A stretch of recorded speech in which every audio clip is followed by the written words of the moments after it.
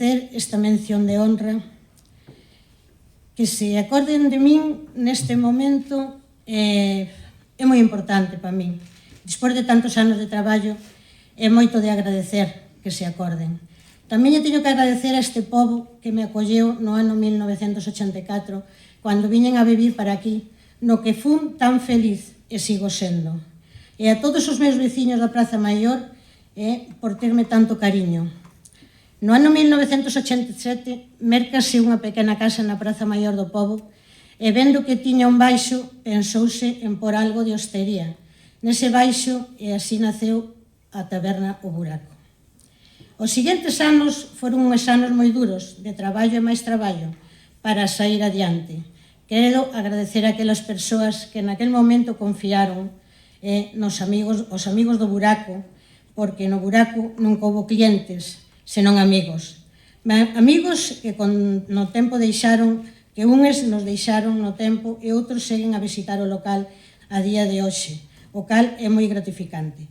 A través do Buraco pasaron xeracións de xóvenes que comenzaron a vir con 15 anos e agora xa veñen cos seus fillos.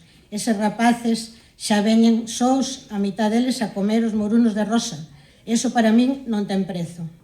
Agradecer tamén a esta familia que teño aquí de diante, que me fixeron unha encerrona que eu non esperaba e hanme posto un pouco nerviosa cando eu viña tan tranquila.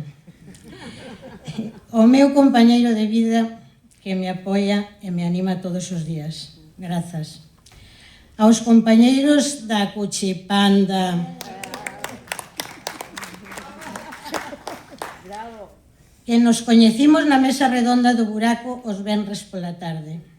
Darlle as gracias a todos porque me queredes e me apreciáis. Non podo deixar de darlle as gracias a dúas persoas que un día me abriron as portas da súa casa e nela me fixeron sentir como se fora a miña. Eles son Elvira, que xa non está, que nos deixou, e Tito Gamarra.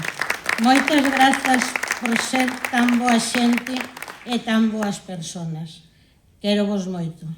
Grazas a toda a xente que de fora do noso pobo, que grazas a Pizarra poderon coñecer e visitar a taberna, e a día de hoxe siguen a vir a visitala.